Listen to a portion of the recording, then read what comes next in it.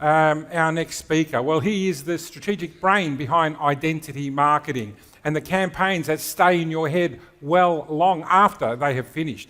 In this session, Steve will break down how world-class brands earn attention. They build memory and stay relevant, and how you can translate those same principles into your farm area, your listing presentation, and your digital presence. Expect practical ideas that you can apply the second you get back to the office. In fact, I'll challenge you. You can start applying them straight away here today.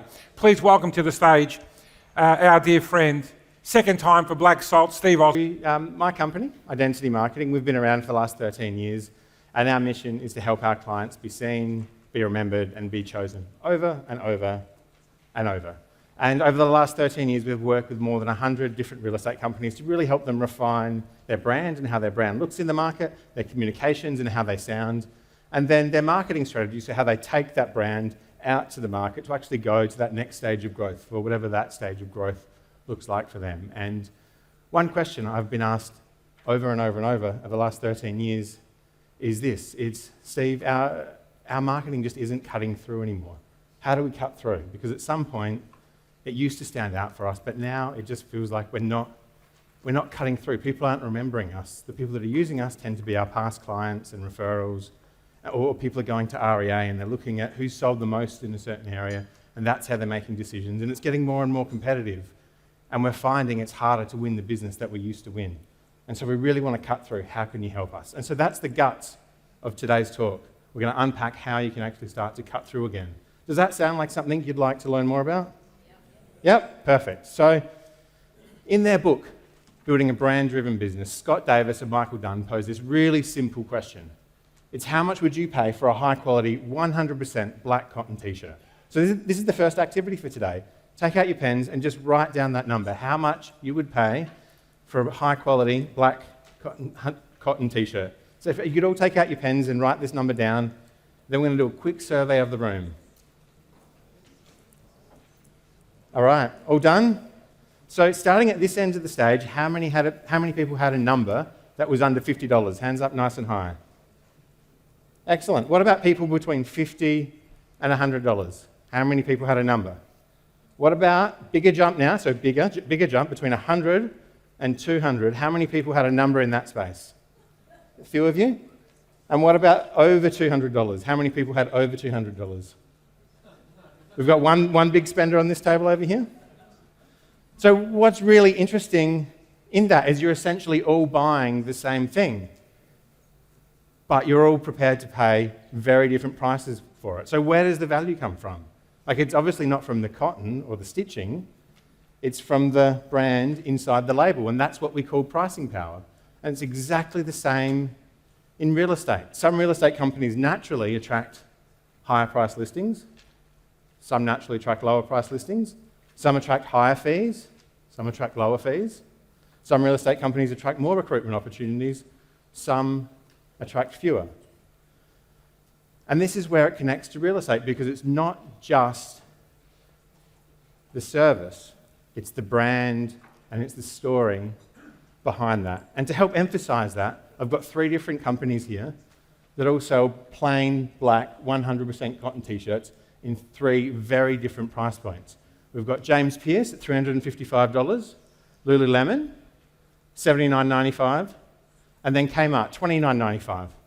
Essentially the same thing, cotton stitching, but what's changed? It's the values, the mission, and the story behind those companies. You know, what's James Pierce actually selling? Understated luxury. Lululemon, what are they selling? Performance and wellness. And Kmart? Practicality and accessibility, right. And this is where it connects to real estate. Because it's not just what you do, it's what you stand for. And you can see with their missions, they're all very clear on what they actually stand for as a company. And so I've got a quick exercise for you while you've got your pens and paper out. I'd like everyone in the room to write down your company's mission. And bonus points if you can write down your company's values. So write down your mission and write down your values.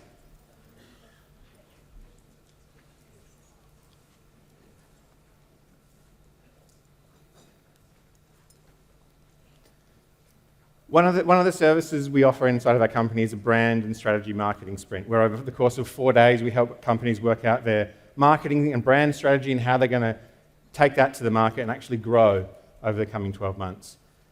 And in that workshop, we have a series of questions, and we always start with this one: what's your company's mission? And it staggers me how many people in the executive team, or how many people that work in marketing or any creative space inside of the company can't tell me what their mission is. Because if you don't know what you stand for, you spend a lot of time doing what matters least. And that's where most marketing inside of real estate goes wrong. And to help emphasize this point, what I did was I jumped online and I asked ChatGPT to do some research to look at the brand language of all the different real estate companies inside of Australia and help identify the top positions that real estate companies are taking. So how are they talking about themselves inside of their market to actually say that they're different? And it came up with a list of them, and I grouped them into a top 5, and the top 5 actually represents 80% of the real estate companies in Australia, which is staggering. So coming in at number 5, we've got that we're a full service or an end-to-end capability inside of our real estate company. And that's sort of their main reason for why you should sell with them. Or we've got some sort of proof point around proven results, transaction volume, or awards. Or we've got outstanding service, client-first orientation. Coming at number 2 was that local market expertise or deep knowledge. Can anyone guess what number 1 is? It was that we were number 1, or we had a top agency status, whether that was something on REA or Rate My Agent or in our marketplace. And the problem with this is that it's used so much that it starts to blend in. And when it blends in, it all sounds the same. When people sound the same, no one stands out. And when no one stands out, no one's cutting through.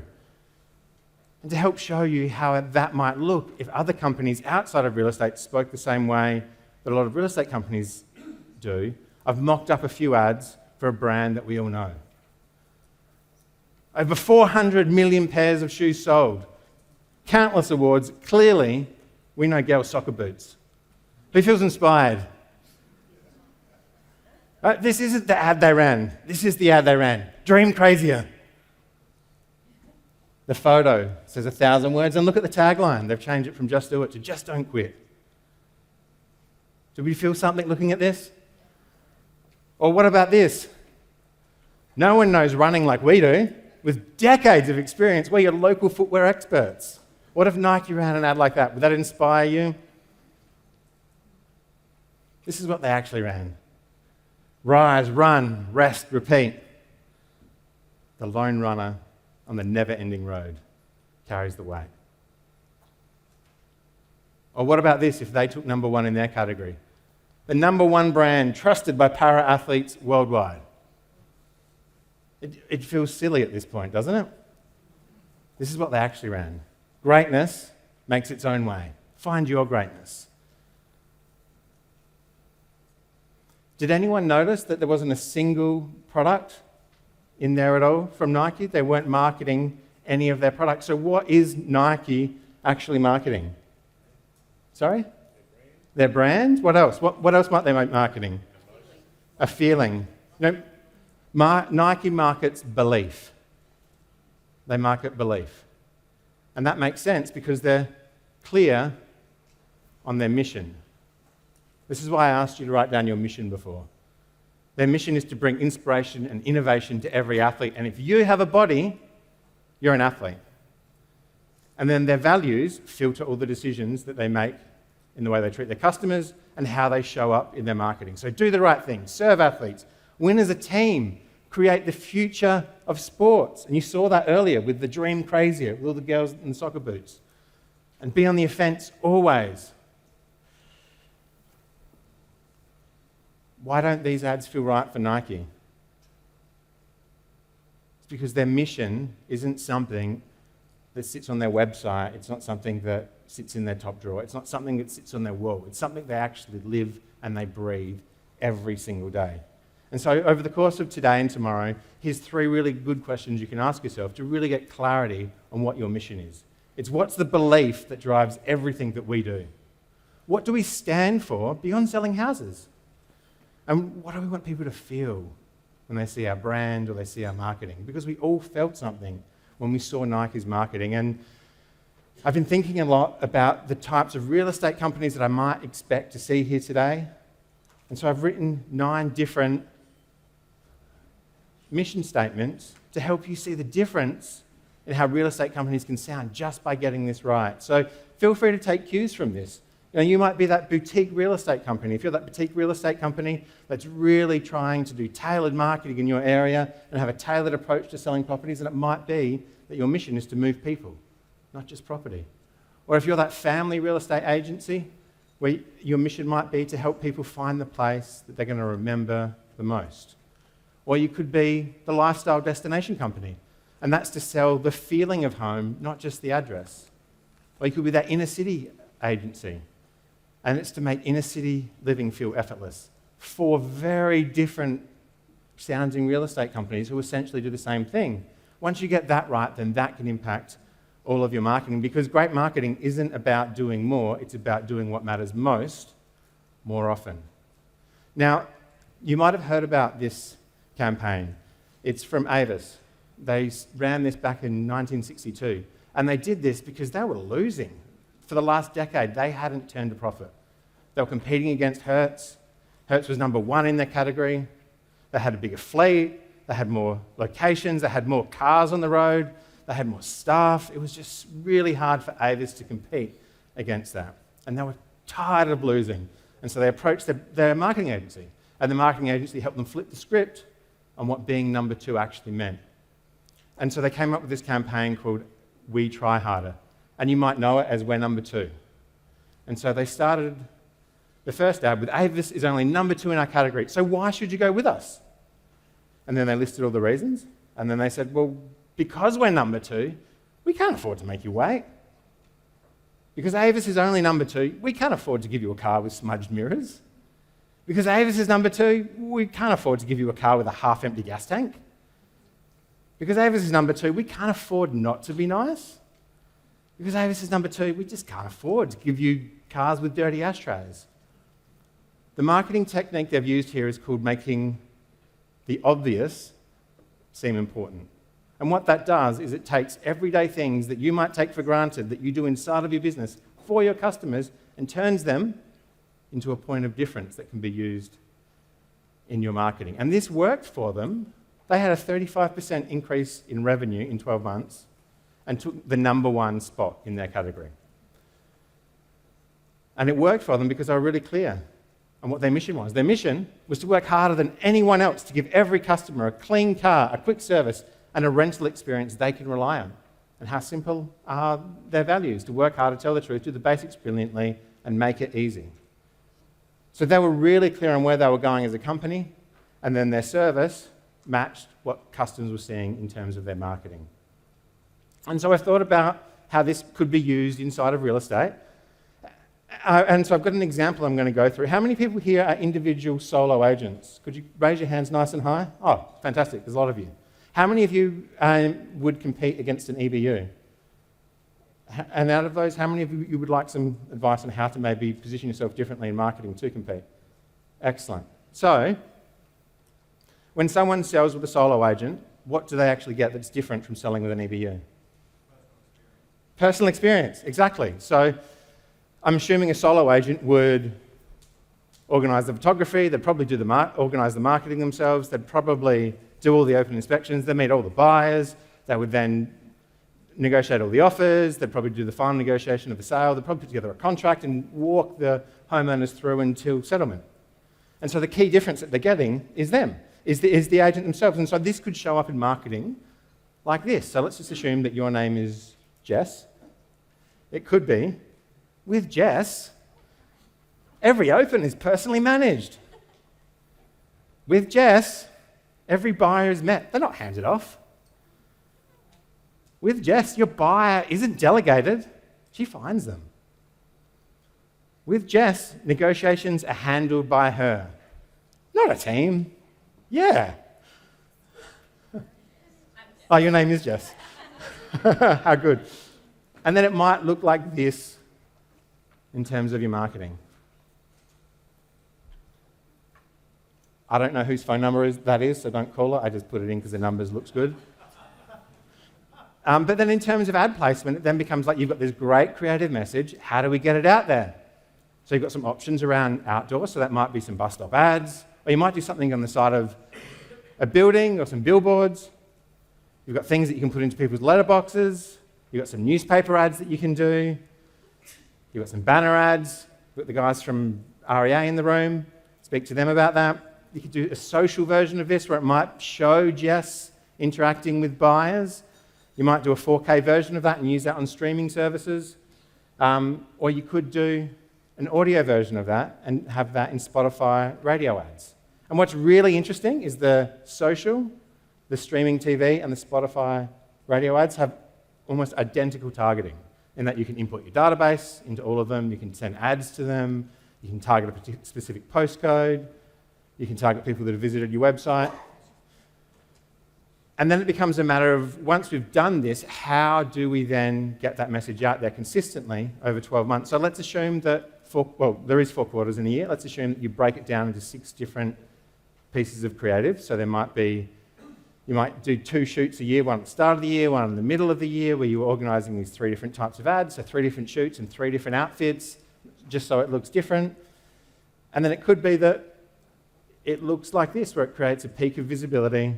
Each ad runs for 2 months on those different services, and it creates that consistency around getting that creative message out there that really helps you cut through in your marketplace and get that message out there about why you're different. And by the way, if you do work in an EBU, you can flip that and you can do the same thing.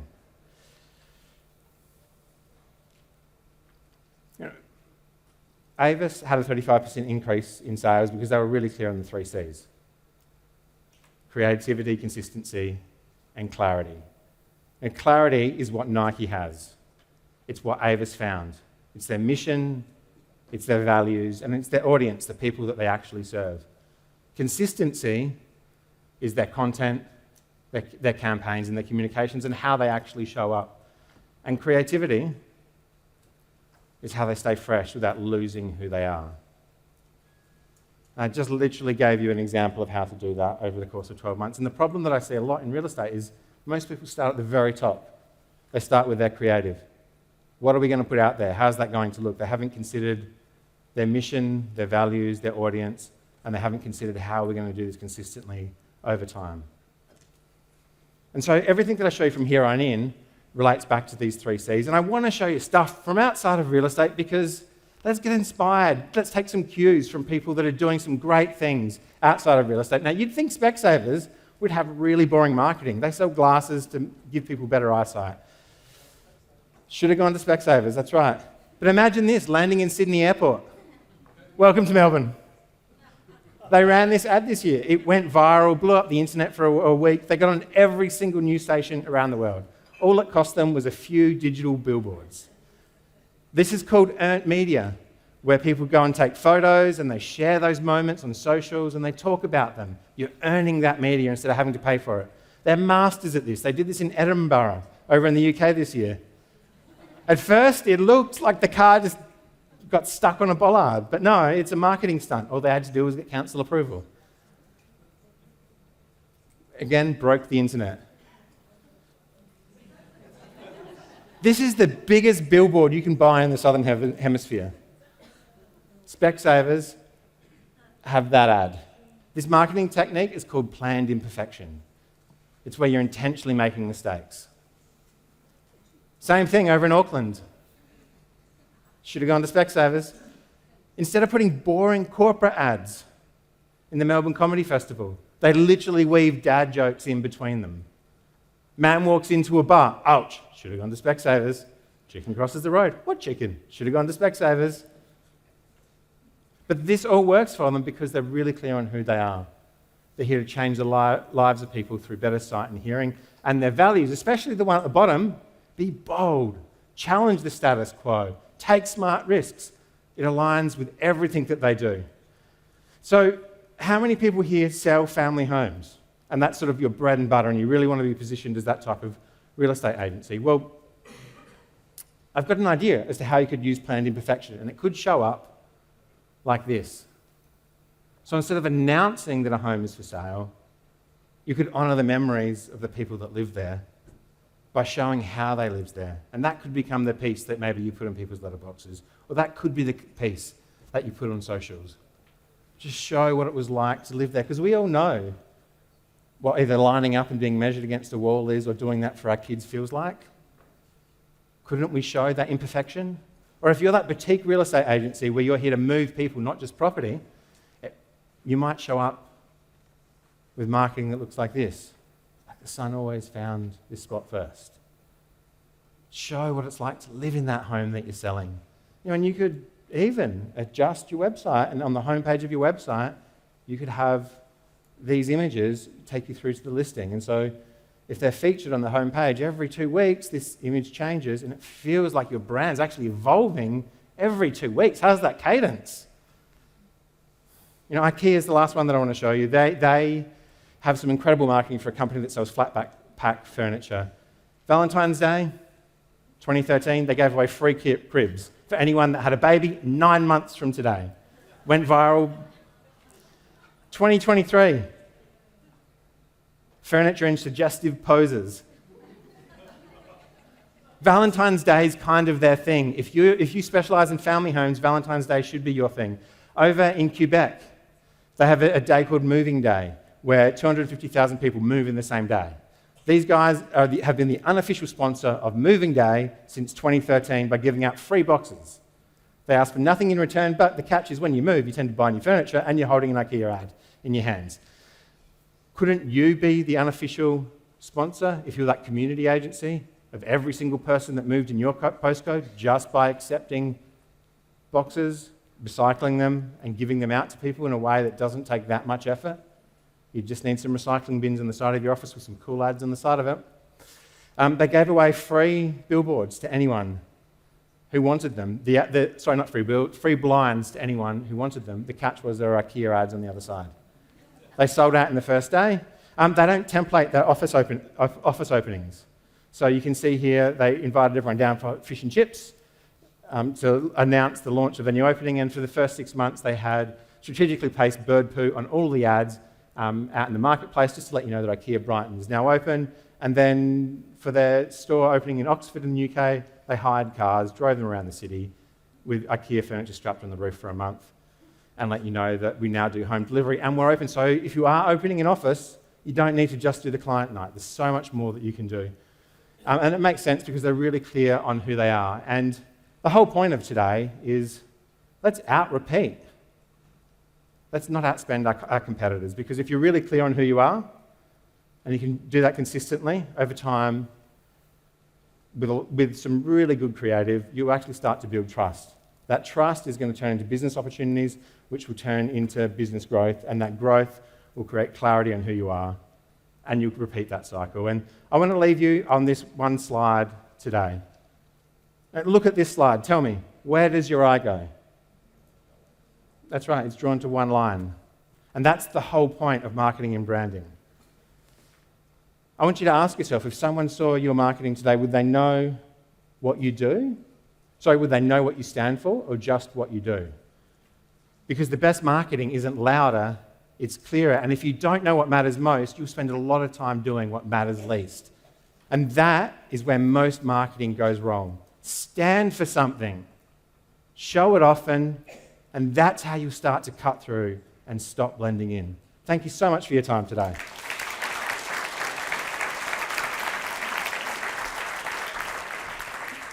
Thank you, Steve. That Thank was you. fantastic.